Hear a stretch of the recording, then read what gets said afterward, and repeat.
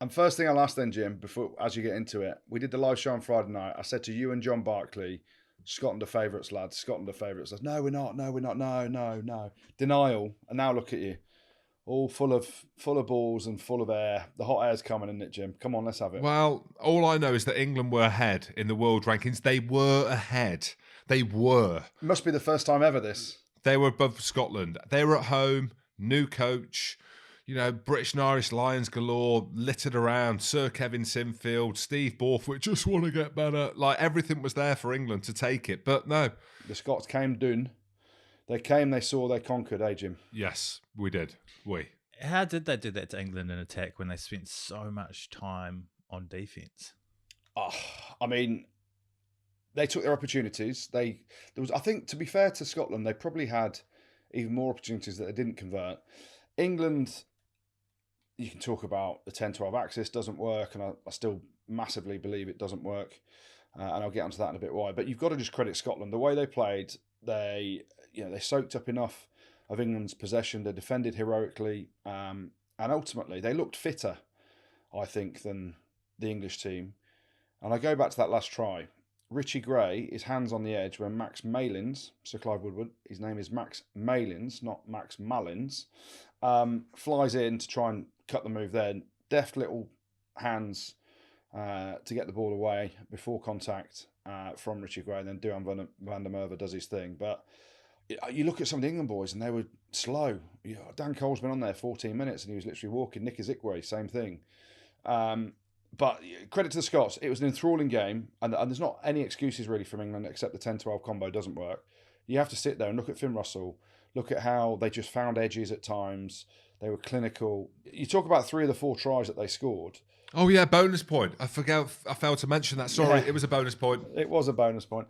So you talk about the first try, first phase move off the top of the line out over the top. They suck Farrell out the line. Hugh Jones goes straight through a big hole. Then Tuipulotu puts a lovely kick in after a couple of phases to score. Brilliant play. The second try that they score was just Duhan van der Merwe doing things that very few people, if anyone else in world rugby, could probably do. An absolute worldie of a try. So that was good enough to win any game of rugby, that individual bit of brilliance. Again, it goes through Owen Farrell and Joe Marchant. Owen Farrell at 12, he's not used to defending there.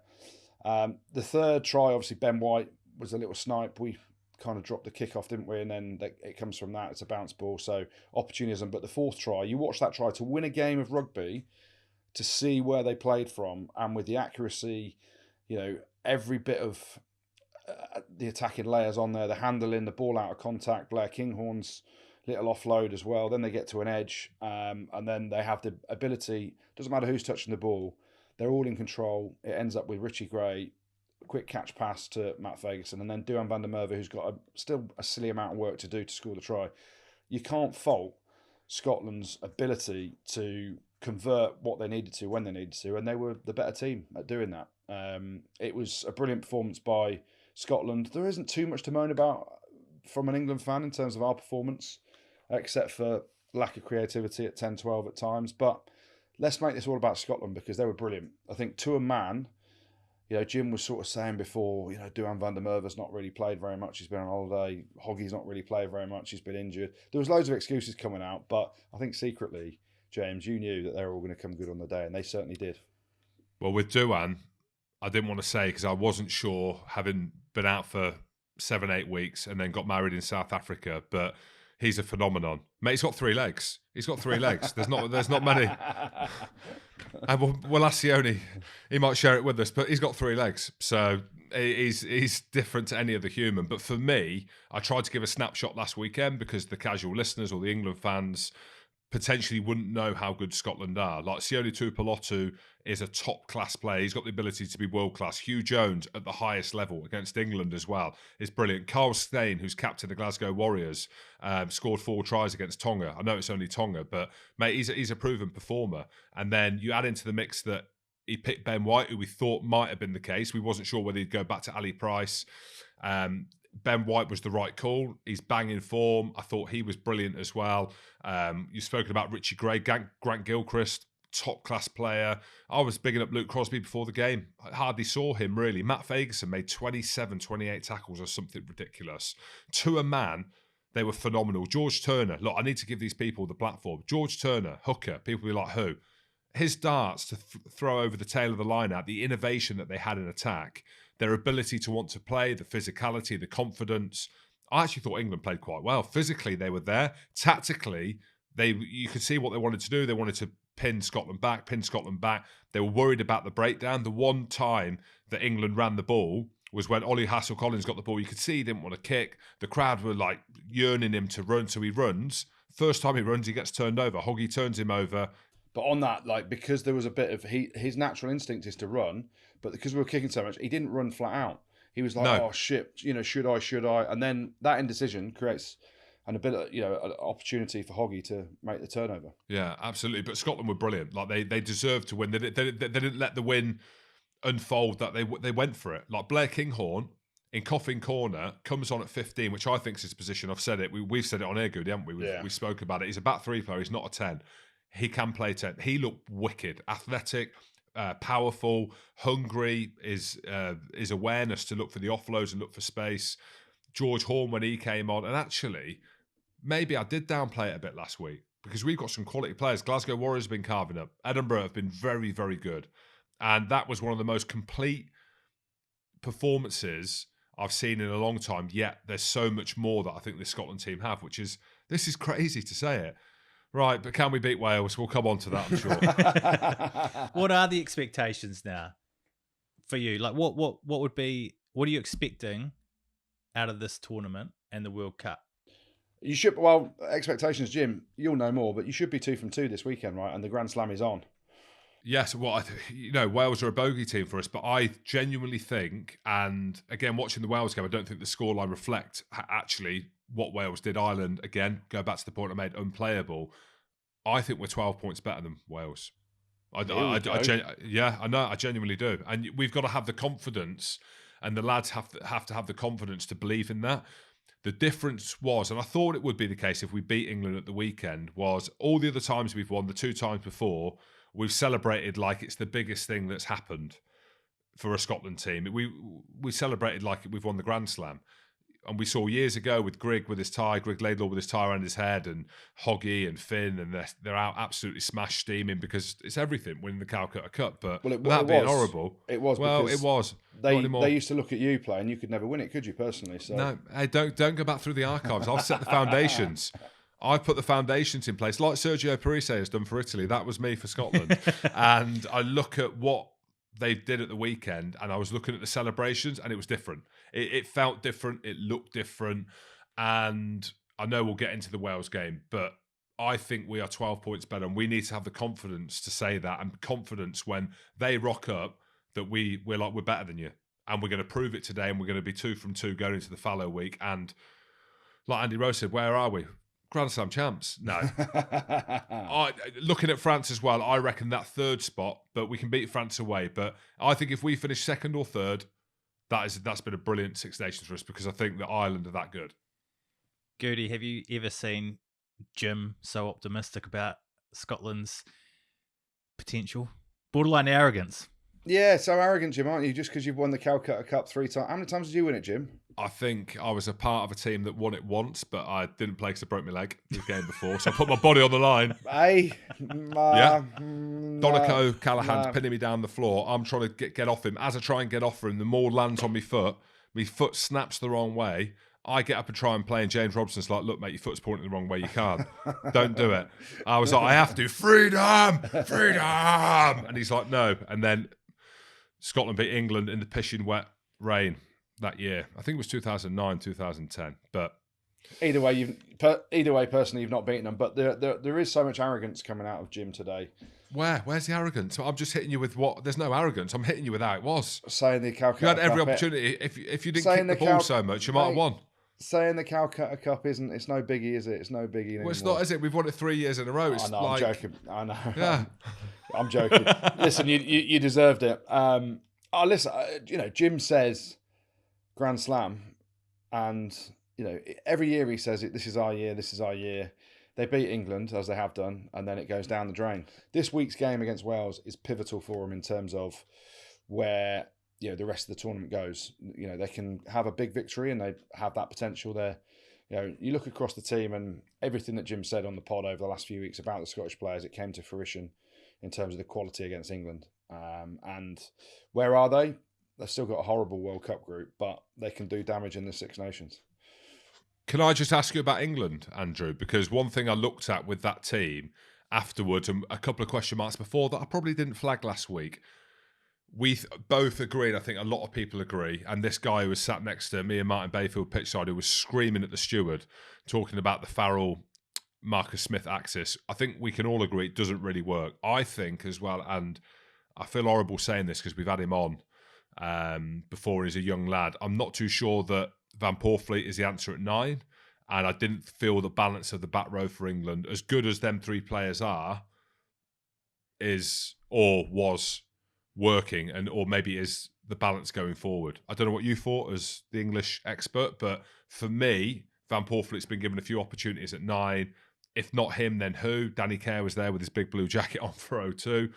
Or do they stick with the Van Poortvliet? But I don't know. It's a tough one because you don't want to call people out. But the balance of that 6, 7, 8, 9, 10, 12 didn't look amazing. We're on a journey, and we're just, we've got to get better next week, and we're excited to get back in front of fans. That's the noises that are coming out of it. But listen, let's start with the 10-12 axis. I've said it a million times, doesn't work. When Farrell is at 10 at first receiver, he looks great. And there were moments in the game when I thought he looked great as a 10, going to the line, he's got options. The thing is, when he's there, Marcus Smith looks a bit lost, and he's like, do I go and get in there? Do I not? And it was very similar for when Marcus Smith was stepping up at 10. He's looking for the runners outside him. There's no option of a 12 to play out the back sometimes because Farrell's half lost. The amount of times that one or both of them were behind the rock and lost in our attack, it just means that you're attacking with 14 players instead of a full complement at times. So I think he's made it hard for himself by picking that combo in the first game. If he picks that combo this week and we go better and play well against Italy, then he probably sticks with it. And that then leads into Wales away and then the big 2 in the last 2 games of the Six Nations, France at home and Ireland away. But you're not learning anything. I think you've got to now, if you're Steve Borthwick, and I've written a column about it for Rugby Pass, sack off the 10-12 relationship between Marcus Smith and Owen Farrell. Play Owen Farrell in his best position at 10. Put Marcus Smith on the bench to bring him on later in the game when it hopefully breaks up, and play to his strengths. Steve Borthwick's talked a lot about he wants the players to play to their strengths. They're great players, and what's got them here. You're not doing that with Owen Farrell by putting him in that 12 shirt. There was defensive errors. He looks half the player he is when he's at 12 as to when he's at 10. So, yeah, let's go to Van Poortvliet. He's had a tough start to his international career. You can rewind the clock back to Australia. He had a massive impact when he came on in those games and did exceptionally well in the summer. He's a youngster. He needs to be given repetitive games. So the options at the minute are bring back Ben Youngs. We're not really going to learn much about that if we're doing that, are we? Or bring in Alex Mitchell. So personally this week, and it's nothing against Ben Youngs, I'd go Van Poortvliet to start again, and I'd have Mitchell on the bench. And, you've got to just back him, because if you chuck him out now, you're going to bring someone else in with no experience, i.e. Mitchell or Rafi Quirk's coming back into fitness again. So do you go back to Danny Care? You can do that later on if you need to, right, if there's an injury. So I think you've got to back Van Poortvliet. The back row, I understand where you come from. I thought Don Brandt, he left his hands in the change room in that first half. He was mixed, wasn't he? He did some brilliant stuff, but then he did some really poor stuff. He cut a brilliant line start the second half, but he dropped a few in the first half. So they were just individual errors, and a lot of it is, and the messages they are coming out with, we're on a journey, it's a new process, we've only trained for 10 days, and I get that.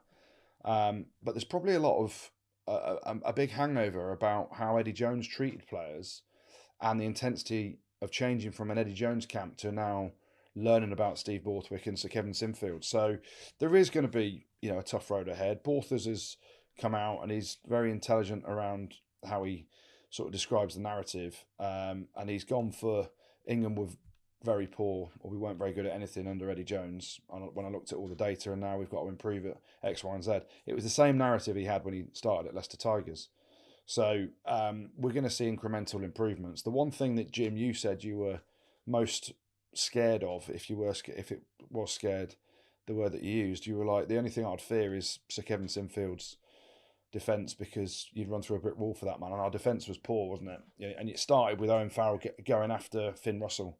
That short line when Hugh Jones cuts it off Finn Russell. That's just Farrell just going after a man out of position, playing out of position, not used to playing 12, and thinking they probably put too much focus on trying to go for Finn, which opened up a few holes, and was certainly the issue leading to that first try for Hugh Jones. Did you guys see Finn running after Farrell after that Duhan Van der Merwe try? Yes. Yeah, and it was top shithousery, wasn't it? Let's be honest. Well, yeah, it was. Faz tickled his ribs the phase before, didn't he, when Finn was sort of going across the field looking for a runner to come off him, and then Faz obviously spotted the man, boom, went and hit him, perfectly legal tackle. There was something else that was said, I think, by Ben Curry on the floor, because you see Finn Russell get up and have a little point at Ben Curry. Obviously, then the kick goes long. Duhan Van der Merwe scores a try, and Finn's just running after Owen Farrell, gives him a shoulder. Top class. If you watch Jamie Vardy when he scored a load of goals back in the day for Leicester, that's proper shithousery when he was celebrating.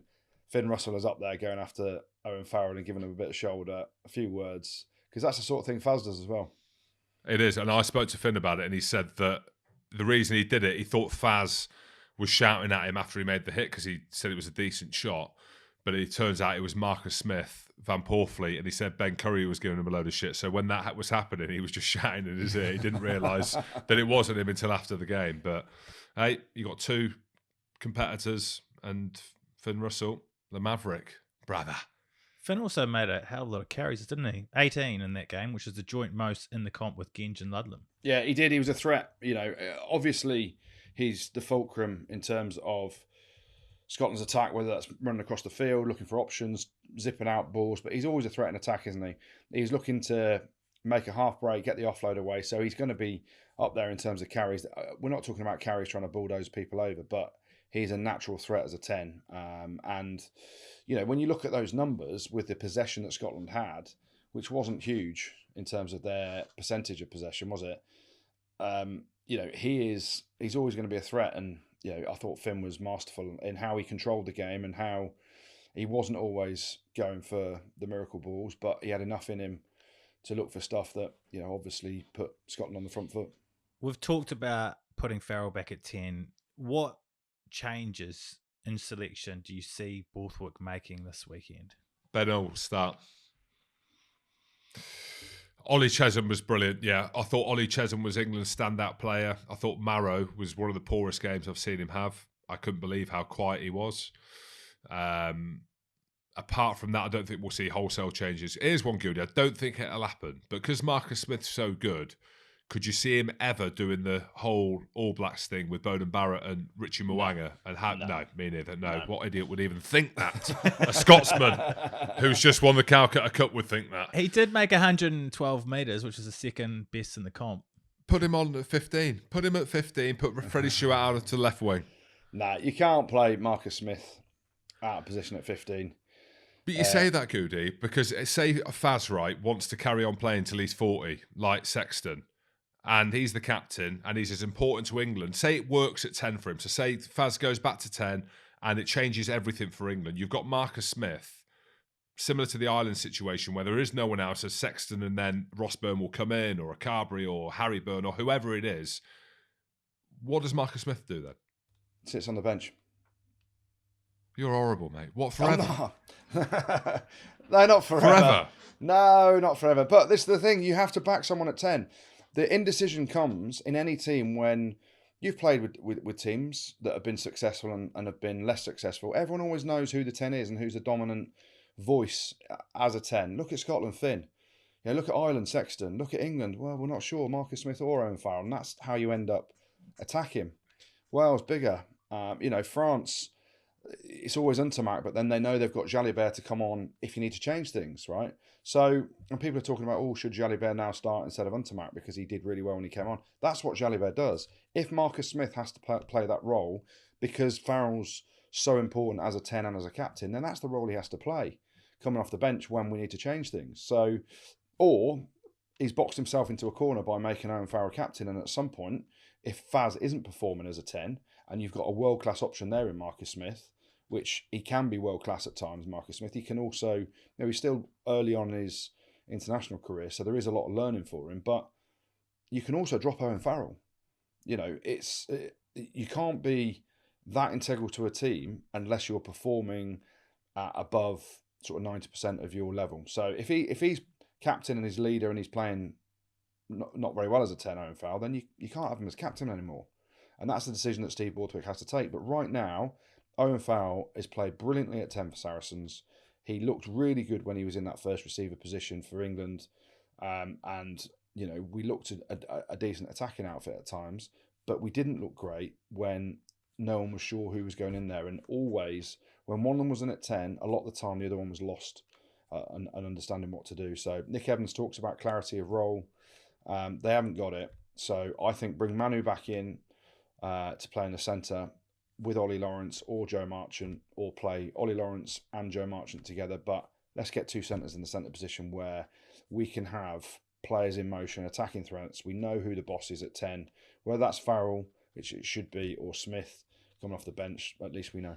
Yee-hoo! England are all over the place. all over the place. But it's a definition of madness, right? If you always do the same thing and expect different results, that is the definition of madness. So Steve Borthwick is following on from what Eddie Jones was trying to do, which wasn't working. So make a big decision, Borthers. That's what you paid to do. Otherwise, this is always going to be there, and then we'll win the odd game, then we'll lose. It doesn't work at playing France or Ireland or Scotland, the big three teams in the Six Nations now. Thank you. That 10-12 combo does not work. Ultimately, I feel strongly about it. A lot of people do. It's proven I could pull up 10 clips when we've got the ball in attack and one of them's lost. One of them doesn't know whether they're going in at first receiver or they're not. Then they're behind the rock and they're just doing nothing and not an option. And that's the big thing for England to work on. So pick Faz at 10, put Smith on the bench and put two centres outside him. I love that analogy of definition of madness. That's why I stopped drinking at midnight on Wednesday and you carried on till 4 in the morning. Exactly. Something had to change. Pod. Rugby pod.